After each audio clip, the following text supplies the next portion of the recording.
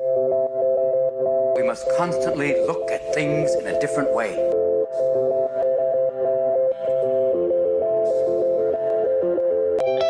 The Healthcare Education Transformation Podcast was created by two physical therapists out of the desire to learn more about the different educational roles in physical therapy and healthcare, and how healthcare education works by talking with educational leaders and people with different perspectives within physical therapy and across interdisciplinary lines on how education can be improved to disrupt the status quo of healthcare education. This is our journey, and thanks for listening. Are you a third-year physical therapy student that excels on tests when you have study guides, checklists, and deadlines? With all of the information available about how to prepare for the NPTE, it's easy to get disorganized and not feel prepared going into the big day. NPTE Prep Success is an online course that provides PT students easy-to-use study guides and step-by-step guidance through the NPTE preparation. To learn more, visit kylericeprep.com. Thank you again all for your continued support. And now for the show. Hello, everybody, and thanks for listening to another episode of the Healthcare Education Transformation Podcast. I'm one of your hosts, and I'm Brandon Powen. And of course, I'm joined by my fellow co-hosts, Stephanie Wyrock and F. Scott Fiel. And today we have the esteemed privilege to chat with Dr. Todd Davenport, who is a full professor and program director at the University of the Pacific DPT Program in Stockton, California. He is also involved with the Academy of Prevention and Health Promotion Therapies, or the APHPT for short. And fun fact is Todd was actually our second interviewed guest on the HET Podcast almost a year ago. I think it was about around this time. And for those of you who haven't listened to that first interview, please check it out on iTunes, which is in the show notes, as it's a very powerful episode. And today our topic of discussion is going to be a little bit different than last time, as today it's going to revolve around DPT program modification for the future physical therapy clinician, educator, researcher, and even the advocator. So, Todd, before we dive into discussion, could you give our listeners an update on what you're up to now and how the new role of a program director has been going for you, man? Yeah. Hey, thanks to all of you guys and to your listeners for the chance to be on again. It was great talking to you the first time around, and it's really fun to see how the podcast has grown and how you brought some really cool people on to talk about some really interesting and provocative topics. So thanks again for the chance to be part of it. Being 1 year in, I've kind of started to see everything once, but that's not. I'm sure that's not going to be. It's not going to be enough. I'm going to be growing for a long time with this. So it's been going great. I've really enjoyed it. I've enjoyed it in ways I didn't think I was going to. I like the idea of setting a culture for both students, but also through faculty in terms of setting up administrative programs and so forth. So it's been going great. So again, thanks for having me on and thanks for asking. Todd, before we dive into program modifications, it may benefit our listeners to know about all the influences that currently affect DPT education, just to kind of get some perspective on the current status and barriers before we get into any type of solution. So what I want to do is we're going to name a few organizations or influencers, and feel free to add any that maybe we don't cover. And I just would really like to hear your perspective as a program director in the impact that each of these play on DPT education. So the first one that if we could have you address it would be CAPT. How does that affect DPT education? Yeah, so CAPT is a really important organization from the perspective of program review and program accreditation. They're the committee that essentially decides whether you get to open your doors, sort of having met the minimum standards of an accredited physical therapy education program. So clearly they have a lot of influence. There was a recent revision in kind of the CAPT foundations that we're kind of looking through in preparation for our own self-study that's coming up here in the next couple of years. And it's a lot of the things that we're looking at are just trying to make sure that we're putting forth policies and procedures that make sense, that our program makes sense, that we're following what we said what we're going to do, and that we're delivering on a good product in the way of a sound physical therapy education and also happy employed graduates. All right, rapid fire. Next up, FSBPT. How does that affect your program? So FSBPT is the Federation of State Boards of Physical Therapy. These are the groups that administer the laws governing physical therapist practice and physical therapy assistant practice. And the thing that's important to note with FSBPT is that they administer the National Physical Therapy Examination. And so the NPTE, of course, is an important, sort of benchmark, kind of summative assessment for how your graduates do in terms of being able to go out and be practice ready. And so programs are looking at what the FSBPT is doing, in particular related to, the individual sort of law of the land for each state, kind of depending on your mission as a program. Maybe you're interested in sort of training practitioners to meet the needs of a specific state, such as if you're, a faculty member in a state supported program. And just more broadly, programs are looking at the content of the NPTE. Not that we're necessarily teaching to the test. In fact, I think most of us would agree that we're really trying to teach above the test, because that NPTE is supposed to be, geared toward minimum standards for practice. But that, it gives us an opportunity to sort of understand how to help our graduates succeed and enter clinical practice. That's a good point, Todd. And I kind of just got one little brief follow-up to that. From your role as a program director dealing with FSBPT, are there any sorts of pressures that programs get in terms of with licensing exams and such, just to kind of gain some perspective on where you guys are coming from and kind of what are the ramifications of the NPTE as a school status? So no one comes down from the NPTE and essentially says, hey, thou shalt do this as a program. But I think everyone is sort of taking a look at how we can help our students succeed on the exam. And so, we're doing things like looking at content outlines, where we've started using the practice assessment and having our students complete that as part of the program, in terms of trying to help them get ready as part of their test prep, even while they're on their terminal clinical internships that we have them on right now. And so while the NPTE doesn't specifically come down and mandate any specific characteristics of programs or content that's taught in programs, clearly, we're going to take a look at the NPTE and make sure that the content that we're teaching lines up with, how our students are going to be tested. And then remembering that that's a minimum standard. And so that we're not teaching to that test because we don't want to teach to a minimum standard. We would prefer to teach to above that. We want excellent practice-ready graduates who can easily clear that minimum hurdle. Gotcha. All right. So rapid fire take number 3, the APTA. What is the APTA's role or influence on DPT education programs?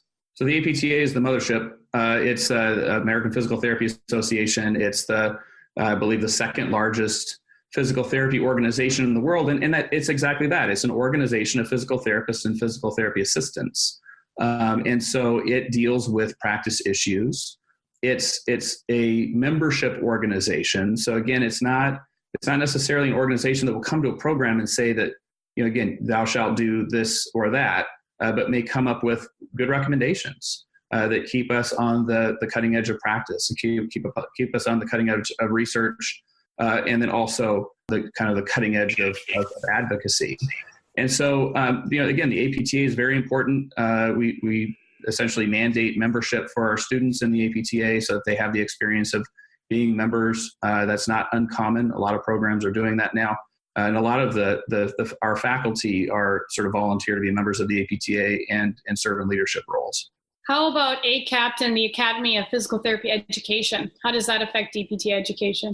So ACAPT is among those organizations, I think, relatively new. It's a component of the American Physical Therapy Association, and it essentially is the academic council or academic senate of physical therapy. And so each program that is a member of ACAPT is allocated, I think, a voting member. And so essentially this provides a forum. It's a little bit like the House of Delegates, I guess, is the best sort of analogy, but specifically related to education and educational issues. So again, ACAPT is not necessarily going to come to a program and say, thou shalt do this, thou shalt not do that, but is extremely influential to some of the other organizations, for example, CAPT, that the APTA, there's a lot of bleed over between APTA and ACAPT, a lot of bleed over between FSBPT and ACAPT. And so you see a lot of sort of synergies that occur, and that each of these bodies, just by virtue of how they're structured, may look at things a little bit different way. All right. Well, speaking of the House and the Senate, what about state and national laws or organizations? Definitely we pay a lot of attention to practice acts and federal regulations related to physical therapy practice. And so that's just sort of baked into what we do. I know that our program, and again, our program may not be unique in this regard, but we actually have representatives from our state board, the Physical Therapy Board of California, come out and talk to our students about, licensure and sort of what that means, and practice acts and how those practice acts are decided. We sort of organize our advocacy days around practice-related issues, advocating for patients, but also through the context of taking a look at what our practice privileges are here in the state of California. So it's always sort of comes back to what state and federal law allows you to do. I think that there's other sort of legalities that may not be sort of immediately obvious at the surface that we take a look at. The state authorization sort of reciprocity agreement is a big issue for us right now. We have out-of-state clinical internships. California is not currently a SARA state, and so we do a lot of contractual arrangements on our end as a program to make sure that our students have the best pick of their clinical internships, even out of state. So that would be one. FERPA is another one. The various different titles of sort of the educational acts are ones that we pay attention to in terms of disclosures. So we're constantly paying attention to not just laws, but also regulations, how those laws are constantly being interpreted and reinterpreted, so that we make sure that our program is as competitive, but also as transparent as possible in compliance with federal law. Nice, Todd. And, I know we've mentioned quite a few organizations there, but, from your perspective, from your seat, are there any other influences or organizations that perhaps also contribute to DPT education programs that perhaps we hadn't mentioned? There's probably plenty of them that contribute indirectly, and I'm not thinking of too many additional ones off the top of my head that would be of immediate sort of impact or interest to the listeners. But, I do want to point out that, under the APTA, that the sections are doing a lot of great work in terms of providing entry-level recommendations for entry-level content. And so that's something that we're paying a lot closer attention to in terms of curriculum roadmaps and that kind of thing. So that's certainly something that we're looking at. There are complementary organizations, ACSM, other sort of membership organizations that are sort of outside of physical therapy, but that are in the wheelhouse of movement and movement-related interventions that we're constantly paying attention to in the manner of trying to ensure that our curriculum is on the leading edge and that is as all-inclusive as possible related to kind of movement-related intervention and evaluation. Yeah, Todd, no, that's very helpful. And it seems, especially seeing how there are so many different organizations and influences perhaps on the education process as well. I'm curious, from your perspective, what do you think are some of the pros and cons of kind of having so many distinct organizations having a role within education and how it is now? It's a good question. And it's one that I'm sort of a both and thinker, but I sort of think about this as the way it is, that each of these organizations looks at things from a slightly different perspective and they have value. CAPT, minimum standards for physical therapy education.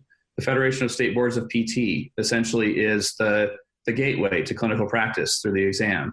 The APTA is very concentrated on professional issues in their totality. I mean, and you've seen the banter on social media that suggests just how big a swimming pool professional issues are for physical therapists and physical therapy assistants. ACAPT, again, is sort of a representative membership organization that functions like the House of Delegates and has regular order and can kind of bite off pieces of different issues and recommend. structure. So we're looking at one example would be this issue of resilience that came up. And so now we're doing an entire subgroup study group on resilience through ACAPT. And I'm really excited to find what that group has to say about it. And how do we help our students with resilience, however we decide to define that. State and national laws, I mean, those are just kind of baked into what we do, and they're ever changing. And again, adding regulations on top of that, trying to stay on top of how state and federal executive branch leaders are reinterpreting some of these rules surrounding education in general that may impact what we do as a department. So there's a lot of different program, a lot of different influences on the program. I don't know if there's pros and cons. Once you kind of are familiar with what each of these does and sort of what lever each of these organizations pulls, you kind of understand what piece of this they're bringing to the table. And I guess I would prefer to kind of think about that as being kind of all inclusive. I know a lot of the discussions that we've had on social media around reforming education or thinking about in particular program costs and these sorts of things, where do you take something like that? Do you take it to CAPT? Do you take it to FSBPT? Do you take it to APTA? Do you take it to ACAPT? And the answer to that question is probably all of those. You really have multiple routes of entry, and it really kind of depends on your desired effect. Sort of what are you hoping to sort of get out of an initiative, and that's where you would take it.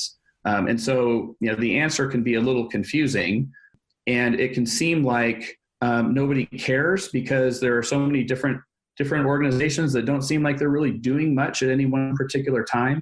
But there's a lot that tends to happen under the surface in my experience with these organizations. And so that's something that's really important to keep in mind. So Todd, I think that's really good to kind of gather a lot about how, like you said, all these different organizations kind of bring something unique to the table, and how, if there's an issue, it needs to be kind of brought up to all of them with that.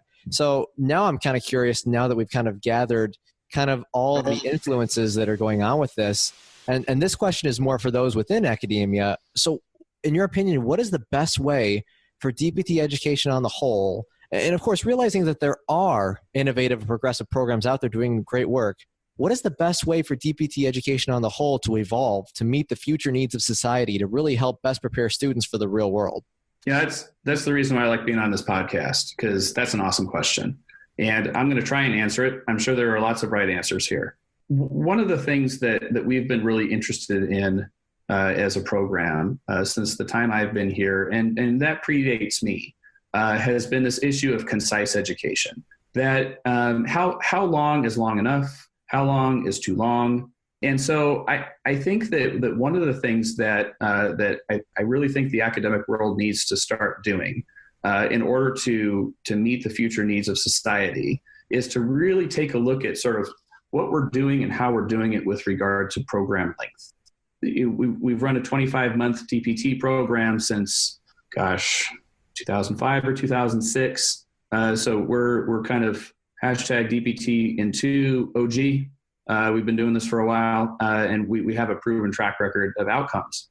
And so I really think that the major innovation is going to be these programs that are looking at their curricular models, realizing that maybe the kind of the 3-year template might not be the best for everyone, could be on the whole wasteful, and really be sort of looking at that. So we've actually done some of the finances related to this work, and hopefully we'll have an infographic set up here pretty soon.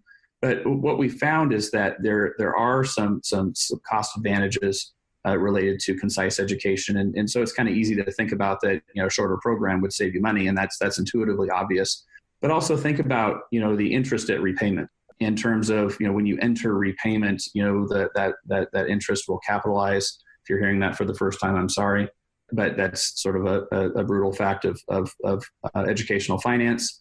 And so to me, this is an issue that we really need to take seriously. And I think concise education is going to be a big factor. Again, I don't think it's going to be the best for everyone, just kind of depending on lifestyles, learning preferences, and so forth. There may be 3- and 4-year programs that move on, but I think that 2-year model just sort of has the right fit, and I think that there's enough of a track record among the few that are doing it to be able to say that with some confidence.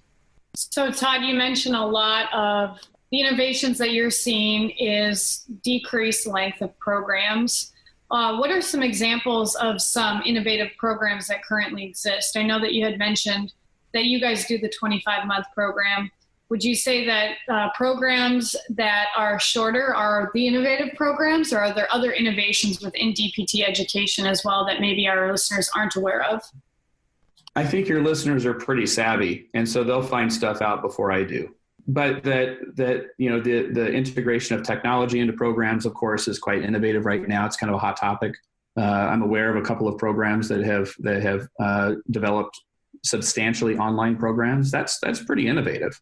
And so that's pretty cool. So I really think that these issues of concise curriculum, convenience can make for a more inclusive profession, which I think is really important to our mission of transforming society. I also think that it makes it for more of a livable profession for folks when they come out. And I think that that's increasingly going to be important as we move forward. You know, this whole issue of sort of joy in medicine. You know, I think we need to find the joy in physical therapy, and there's a lot of that. People got into it for a specific reason, and you know, I think the opportunity to pursue concise programs that integrate technology in a strategic way for the benefit of the student are those that will help improve quality of life after graduation. Yeah. So Todd, you know, something that's come up multiple times on the show involves the cost, like we were talking about. And Brandon recently did a poll on Facebook and Twitter, just kind of asking, what is the one thing that people would want changed about their DPT education? Number one was cost. Number two was an updated curriculum. From your position in academia, could you give our listeners an insight about why DPT and frankly, college education in general is so expensive and continues to rise? The answer is I'm not 100% sure. So what I can say is that every institution has their own model for how they run as a business. And so, you know, different DPT programs contribute differently to each institution's financial model. And so it's important to remember that. So the other thing that's kind of important to remember, and kind of a lesson for me in some of these social media discussions, is programs don't set their own tuition. That's done at the administrative level. You know, that's sort of vice president of finance stuff that has the approval of the president. And so it's really important to remember that, you know, your program doesn't set its own price, and often doesn't necessarily get all the feedback to be able to sort of talk about how, you know, that tuition price, that cost of attendance might be affecting people after graduation. And so what a lot of institutions do is really, I think, look at their application pools. And look, this is market economics, right? So supply and demand. And so if you know, you see your applications take a dip, one of the things you have to look at is your program costs. And maybe do something about program costs in order to make your application pool more robust. But if you have 10 applicants for each seat in your class, there's kind of no incentive, to be honest. And so, you know, and I think the four of us know this, that there's more that needs to be sort of taken into consideration here. But I also think that it's really important to remember that, you know, that your school is a business, and the school is going to run, you know, in good faith, as good a faith as I think possible. But we'll sort of take a very sober look at sort of supply, at basic market dynamics, basic supply and demand. So kind of with that being said, Todd, about kind of going through more about how, yes, it is a business, and realizing that, of course, the VP of finances from the administrative level is probably going to have more of a responsibility, or more responsible for kind of setting that range for what that tuition would be in that case. And you kind of mentioned this market economics, supply and demand. So, you know, I'm really curious, because since, you know, right now in PT, costs continue to go up to get into school, but salaries overall on the whole for PTs as just entry-level clinicians really overall seems to be staying about the same. One of my big concerns is, are we going to start to see a shift where less people are going to get into it? And then would we perhaps see more of the change in the cost and stuff? And I'm just curious, kind of, what are your thoughts on that whole situation? Yeah, I mean, I hope not, because, it makes for a less inclusive profession. And I think that's going to be really important for us to have as many voices, as many experiences at the table as possible in order for us to transform society. So that ultimately, I think that this intersection between, ability to pay off debt and the ability and what schools are charging may end up jeopardizing the very sort of vision of our professional organization in the United States. And so what I'd like to see more, and I think is increasingly starting to happen, is that folks are starting to do some market surveys and some salary surveys, and to try and get an idea of what the quality of life and sort of the cost of being a physical therapist is sort of upon repayment. And I think these things are happening. And that, frankly, I think that this is probably a role for CAPT, probably a role for APTA to get more involved, because again, this really jeopardizes the mission. That it's a great mission, as you guys know. I subscribe to it, and I think we need to do it. But I don't think we're going to be able to do it if we don't have sort of a sustainable workforce. And I think it's going to take some more creative solutions than just, we need to work on Aetna to pay us more, because frankly, we've tried that since I've been a PT. So this has been 16 years, and we need to do something different. The payers aren't going to pay us more. We've tried that. And so, where I would see is kind of take a look at, what do PTs get paid? And then sort of what are their costs just associated with their education? This is not data that's a mystery. This is data that's you could easily calculate this. You could easily do salary surveys. And so I'd like to see more of that happen. And I know that there is some, gathering momentum to make this happen. But yeah, it's a tough issue that I kind of see both sides of it.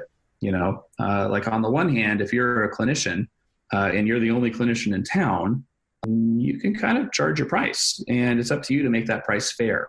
And how you make that price fair is open to some interpretation. I don't see what universities are doing as being unscrupulous. I think what universities are doing are university things, and that they require feedback. They require information, and I think we're in a position to do that if we will. Yeah. So Todd, now that we're kind of on the finance bandwagon here, another issue that's kind of come up is, with the fact that more DPT programs are emerging, resulting in programs on the whole, on average, getting less government money due to the increased number of programs. And, I'd love to know if you think, A, we need that many more DPT programs, and B, how does this affect the profession on a whole? I think that there's an issue here that we can kind of think about in terms of again, a careful market analysis. And so the careful market analysis that I think we need to do is really taking a look at local supply and demand for physical therapists, and really sort of focusing in on that. That's not something that necessarily I think has been a big part of accreditation, kind of initial accreditation for new programs. And I think it's becoming a bigger bar to be able to clear, is you have to actually show that what you're doing is training physical therapists in an area of need. Depending on your outlook and depending on what projections you're looking at, we're either, needing, umpteen thousand physical therapists until 2030, or we're just about to cap out the entire profession. And so kind of in between that confidence interval, which is really wide, we really kind of need to sort of take a really careful look at what we're doing. And again, I think looking at local demand is probably the best way to do that. As for the issue of less government money, yeah, I mean, I haven't looked into that issue as much, and that's something that I probably should learn more about. And it is an issue, especially if that refers to student financial aid. So that's definitely something that needs to be looked at. So Todd, with CAPT requiring that at least 50% of faculty at DPT programs have a terminal degree, like a PhD or a PhD, and the fact that DPT education costs do continue to rise, resulting in more financial strain on people looking to enter academia because they need that terminal degree. What are your thoughts on, A, is the terminal degree still valuable or not? And if so, who do you think should be getting it, and how is this heavily weighted? And then B, what are some ways that programs can integrate terminal degree tracks into their DPT programs to maybe improve access to this degree for people? So you're going to get a healthy dose of bias here, because only about 14% of core faculty in DPT programs have their DPT as a terminal academic degree, and so you're getting a very minority view here. So I'm just going to warn you. I think that the terminal academic degree still has value. I think that I also think that it can't be the only way that someone can enter a career in academia anymore. I think that the terminal academic degree is great for developing very specific research skills, is great for developing, a very deep understanding of sort of a singular aspect within a discipline.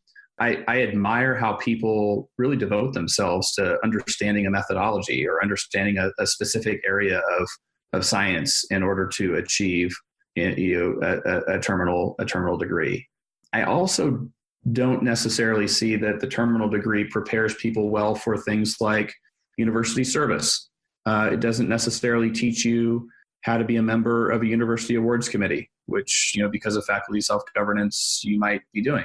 It doesn't necessarily teach you how to chair a curriculum committee or put together a CAPT report. So there's really important things that it doesn't necessarily do that really kind of comes forward with very purposeful mentorship. And I think that purposeful mentorship is possible with DPT with a person who has a DPT. I sort of developed my own scholarly accomplishments before I went back for my own post-professional master's degree. And so for me, it was a little bit less of an issue for starting my own scholarly work. I sort of had a scholarly history before going back to school. And so it's possible. I know that people are doing it. There are 14% of us that are doing it. How many of those folks are tenured? I have no idea. It's hard to say because the CAPT data does not necessarily slice it. And so I think that, again, through purposeful mentorship of DPTs, an academic career is possible. And so, as for, integrating terminal degree tracks, there are ways that you could even step back and make scholarship by DPTs a really purposeful endeavor. I can't tell you how many folks I run into who did a project and they hated it. And they mainly hated it because it was a group project and it was about something that, either was already sort of well understood in science and sort of was just a class project. I use just a class project in air quotes. You can't really see my air quotes. And so people just don't get much out of it. So the question is, can we take what we're doing and make it more purposeful so that folks who really enjoy that kind of thing can get a good initial mentorship? Can we develop partnerships like the one that I had? I took advantage of at the NIH, where I was able to go do sort of a pre-doctoral fellowship at the NIH in clinical research. Can we make those more widespread? And so I think those could be really good ways to integrate not so much the terminal degree track, but the terminal degree idea for folks who are in DPT programs. Now, the reason that I focus so much on scholarship is that in my experience, again, just N of one, that's been a major barrier to promotion and tenure for clinicians. That the clinicians are very capable knowledge interpreters and appliers, applicators. Anyway, there's a word there, and I'm missing it. But it's different to generate your own scholarship. And so to me, that's sort of, I have some very strong opinions that I think tenure is a really important thing for clinically trained folks like me to be able to contribute to my university and have a platform to be able to contribute to my profession. And so I think that starts early. I think it starts in what we're doing. I think it starts in making things more purposeful. I think it has to do with creating partnerships, and those are things that I think we can do. So I really like what you're talking about with the a clinical research master's degree. I have a clinical research master's degree as well, Todd, and I did that in between my first and second years of PT school, which was very convenient because I was still in school at the time, and it kind of helped give me a new perspective going into my clinical rotations as a physical therapist. But I'm wondering, you do make a lot of good points as to some of these alternative paths that DPTs can take if they don't get this terminal degree. But I'm wondering, what are the barriers to these ideas that you're presenting? Are there any ways that we can overcome them? And what advice would you have to clinicians that maybe want to go along this path that you are describing, but maybe are having difficulty because of barriers? So I think some of the barriers have to do with how institutions view the DPT. There are some institutions, many institutions probably, and I wouldn't be able to give you a number specifically, but my hunch is that many institutions don't see the DPT as a valid terminal academic degree. I just happen to work at an institution that does. And so the relevance to that is if you don't have the sort of a valid terminal academic degree at your institution, you can't compete for promotion and tenure. You can't compete for the things that would give you longevity, that would give you a platform to contribute at a university level. To be able to then have a conversation with administrators about the cost of PT education. If you're on a year-to-year contract as an adjunct, those just probably are not going to happen. It's a lot harder. So I think that's one barrier is, and that barrier may have to do with us in academia, that kind of, and how we perceive the DPT and in terms of its applicability within the academic setting. I think another barrier is, the formation of fellowships is complicated. Formation of degree programs is also a little harder. Again, you don't want to just sort of throw something out there that no one's going to be interested in or that is not a value add. And you can make an argument, I think, that our master's degrees do carry some weight, but not nearly the same amount of weight as a terminal academic degree. And so, thinking about a master's degree as a way to maybe circumvent the requirement for a terminal academic degree doesn't necessarily get us around how an institution might view our DPT. And so it kind of comes back to that. I think time, we're here. On one hand, I'm saying concise programs are innovative and cost saving. And on the other hand, I'm saying, we need to leave breadcrumbs of sort of scholarship, or advocacy or leadership, or teaching in our students. And so here again, it's the imagination and ability for programs to sort of think about what they're doing already, to take from best practices from other institutions, which may be market differentiators. And so, institutions might not be at liberty to share those things widely, and to be able to get those in the hands of students. So, I think that there are institutional barriers. I think that there are sort of broader issues at play. I think that having more, the irony here is that I think that having more DPTs interface with sort of higher level administrators and faculty promotion and tenure committees that may have some sway in terms of how the DPT is perceived in the academic setting is probably going to make the biggest difference. But it's getting people to those tables to have those conversations that is the hardest thing right now. I personally am not the only person doing this. I would never claim to be. I know of other folks who are DPTs that are who are tenured, who have administrative roles.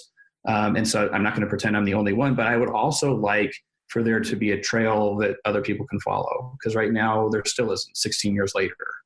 And I've chosen, sort of a specific path that might not work for everyone. And so there's the other side of that coin as well, that other folks might not choose that. And that's fine too. That everyone's experience kind of in getting into and within academia is different and should be unique and should be individualized. At the same time, I think that there needs to be a conduit to ensure that there are folks that are able to follow those of us who are doing it. Yeah, Todd, as somebody who's pursuing his EDD, I kind of got into it because I wanted to teach, and I really wanted to, that's what I wanted my focus to be on, was being a good educator and teaching. And I think you see a lot of that with clinical educators as well. They just want to teach, but they want to teach in the clinic. So are you seeing any sort of incentives, or do you think that's even a viable option to have incentives for clinical education or for teachers who just want to teach? Yeah, I mean, I think it depends. It really depends on what people want. And again, here's a role for the mothership and for ACAPT, to do a little bit of sort of workforce planning here.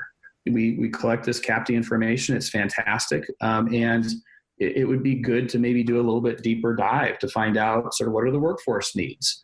What are the ambitions of folks who are in programs towards academic careers, and sort of what are they seeing as barriers from their perspective?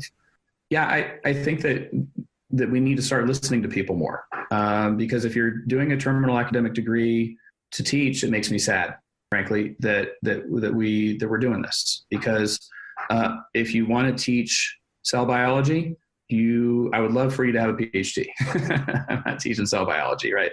But if you want to teach clinical courses in orthopedics, in neurology, and so forth, I think a DPT should have a shot at that.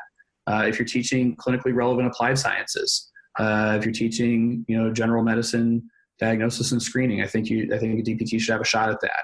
There's a lot of opportunity for folks who have clinical backgrounds as their terminal degree to be able to contribute here.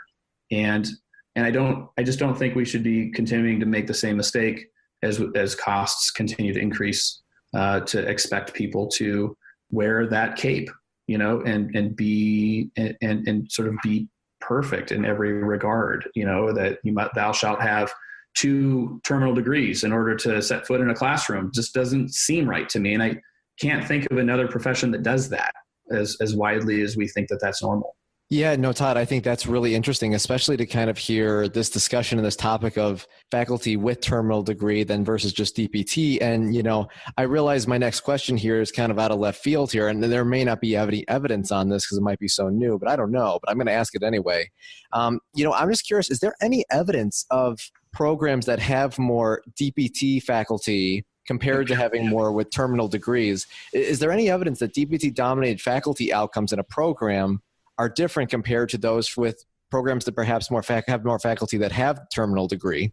Well, the short answer is no, none that I'm aware. And of course, because you're getting an extremely biased view from the 14% here, I've looked. So for me, the important thing that you just said was that we need to use data to make decisions. And right now, it seems as though CAPT sort of has, again, this kind of 50% rule. It seems to be based on this thought that some mix is important, and that I'm not sure where the 50% came from. So yeah, I think you kind of hit the nail on the head in that I've always thought that we need to think about education like an intervention. And that if we believe that evidence-based practice is important from the perspective of patient management in physical therapy, that evidence-based practice in the educational arena should also be important. And so that we should be using data to make these decisions about what an optimal faculty mix looks like, and how much variation around the mean is permissible or even desirable in terms of how programs are set up and how programs are sort of executed. So to me, it's sort of an issue of we need to adhere to the same expectations of using evidence in practice that we would hold for our practicing clinicians and for our students. Yeah, those are some great points, Todd. And I can't thank you enough for your time and for coming on to the show tonight. But I know you're familiar already with our final question, which is, if you could change one aspect of healthcare education, which aspect would you change and how would you change it? And for our first interview with you, your response was to break down the silos in higher education and improve diversity in healthcare education. We're giving you another at this, my friend. What else? What is another aspect of healthcare education that you'd love to see changed, and how would you go about changing it? But I have a hard time beating my first one. Seeing it in writing was kind of cool. I wasn't sure what you guys were getting out of that ramble, but I'm glad you got that. So I would say that our last sort of topic sets up probably where I think we need to go, and that's to use data. We need to get really curious about sort of a scholarship of teaching and learning in our profession, and we need to not hesitate to use that information to use it to design programs, use it to identify whether different career training tracks are effective for desired outcomes. I'm thinking residencies and fellowships. I know that's been a topic that you've discussed. I'm thinking the effectiveness of educators in DPT programs. I'm thinking what is scholarship, what is acceptable scholarship, and how do we express that in a variety of folks with different terminal degrees. And so to me, it's this issue of using data, of collecting it, but also to not be afraid to use it, and to develop a framework, processes, people within the alphabet soup of organizations that have input into physical therapy education to be able to use that data in a meaningful way to impact students, impact the professoriate, but also ultimately impact the health and well-being of our public. Well, thanks again for joining us, Todd. And our last wrap-up question is, where can people find you online and on social media? So you can find me oversharing on Twitter. I'm at Sons Opening Band. You can maybe scroll back the 26,000 tweets or whatever. And I was going to say, Todd, I actually tried to do that, and that is ridiculous, my friend. I did not get number one tweet. So if you're willing to share, we'd love to hear the story on that Twitter handle. I'm sorry, go ahead. I would like to say that Todd's Twitter account is one of the more entertaining physical therapy Twitter accounts that I love to kind of scroll through every so often. Yep. Mm-hmm. I appreciate that. It's sort of brain dropping stuff. So thank you for finding some value in that. So here's where it comes from. I'm a giant Pearl Jam fan. I've sort of squatted on the hashtag grunge PT, which is silly because really the whole issue of grunge is kind of, I won't get into it because I'll just bore everyone. So Sons Opening Band is after a Pearl Jam lyric. So it's kind of a lesser known Pearl Jam song called Push Me, Pull Me, which is really spoken word. And there's a lyric in it, and I'll see if I can get this right. The lyric is at the bridge is something like a cloud dropping rain, I'm discarding all thought, I'll dry up, leaving puddles on the ground. I'm like an opening band for the sun. And so this is my Twitter habit, dropping rain like puddles on the ground. And so there you go. I love it. That makes so much more sense now. Again, this has been an amazing part 2 follow-up to kind of our original interview and such as this interview has been fantastic, as I've definitely learned an insight on some of the some things that I really had not really thought about or really even had insight on. So I think that's definitely going to be very valuable to the listeners. And, Todd, again, thanks so much for all your help throughout our journey for that matter, and for all that you do for the students in education. It's truly an honor to have you on. Well, thank you. It's been really fun to talk with you guys again and again to see how things have grown and keep killing it. You guys are doing great. Access to healthcare is one of the largest issues facing both providers and patients, as millions of people worldwide lack timely and affordable access to healthcare. Anywhere Healthcare, a telehealth platform, is a simple, low-cost option for providers and patients that eliminates the barriers to access to all kinds of healthcare. To find out more, check out anywhere.healthcare, which is available in our show notes. And if you use the code HET in all caps when you email to sign up, you'll save 25% off the total cost. Thank you for attending class today, and we hope that you learned something and gained value from the content. If you'd like to schedule office hours with us, feel free to add us on Twitter at HET Podcast, on Instagram, HET Podcast, on Facebook, the Healthcare Education Transformation Podcast, and the homepage, healthcareeducationtransformationpodcast.com. And for those of you following along in the syllabus, extra credit can be obtained by liking us, sharing us, and leaving a review. Let's continue our journey up Mount Educational Success as lifelong learners.